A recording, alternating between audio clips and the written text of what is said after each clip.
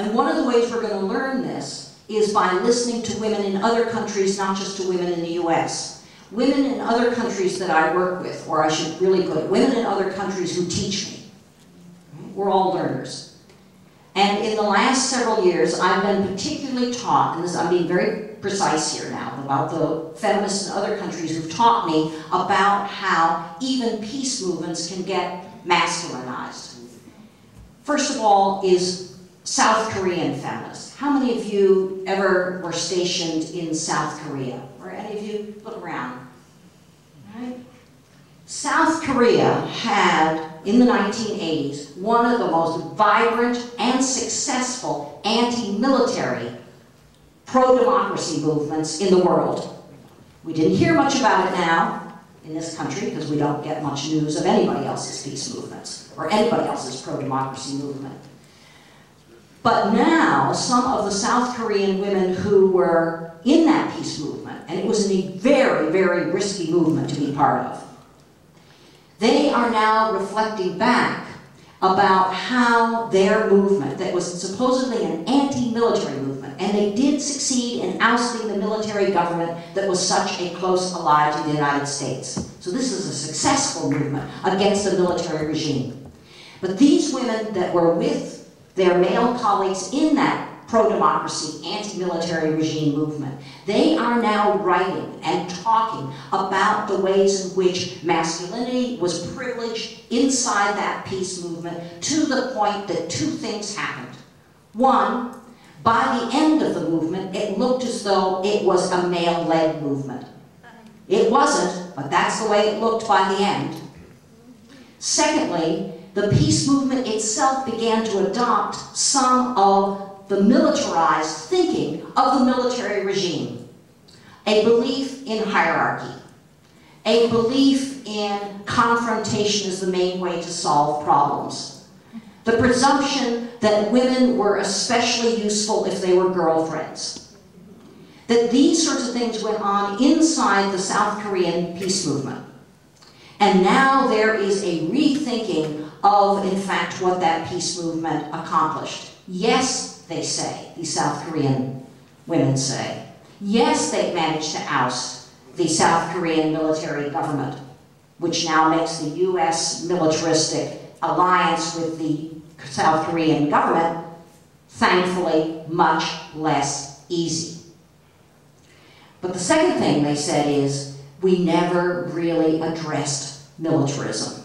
We never really addressed the ways in which ideas about what it means to be a real woman and ideas about what it means to be a real man can persist. And as long as those stereotypes persist and insinuate themselves into even a peace movement's relationships, you've got the seeds for the future militarization again.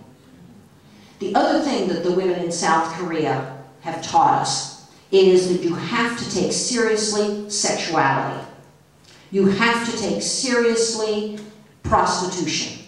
You have to listen to women who work in the entertainment districts around every US base. And that means around Fort Bragg, North Carolina, as well as around Fort Hanson in Okinawa. Any of you serve in Okinawa? Anybody that's stationed in Okinawa? You have a tale to tell, don't you? All right? But now there is an Okinawa feminist peace movement, and it broke away from the Okinawan peace movement because it said you can only understand the impact of the Tokyo-Washington alliance on the people of Okinawa if you take seriously the experiences of women in Okinawa. You can't just lump Okinawan men and Okinawan women together if you want to understand what it means to have a security alliance with the United States. You have to listen to those women inside the bars, and you have to assume that those women inside the bars are veterans. There are all kinds of veterans. If you've ever worked at a battered women's shelter, a civilian battered women's shelter, you are definitely a veteran. If you've ever worked in an entertainment zone around any country's military bases, you are most certainly a veteran. And as Howard said, if you're a veteran of any militarized experience, you have knowledge that you need to share and that we need to listen to.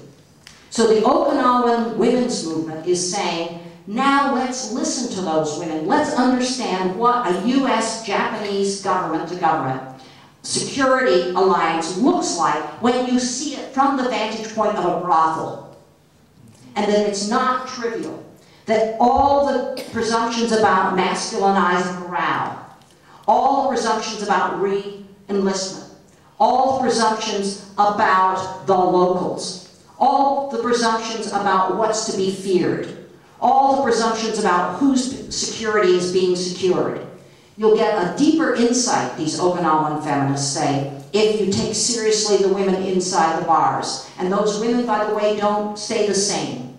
In South Korea, they are now women from the Ukraine, Moldova, Russia, and the Philippines. There are almost no Korean women left inside the bars around US bases. That's called globalization of militarized sexuality.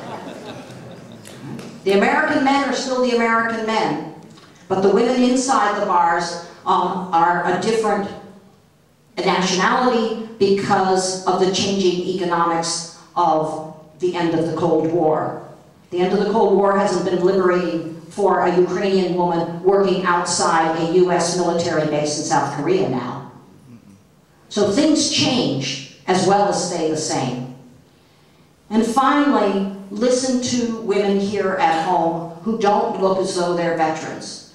Be curious, all of us. Be curious about every woman who is supposed to take care of either psychologically, as Howard said, or physically wounded person who comes back from Iraq or Afghanistan.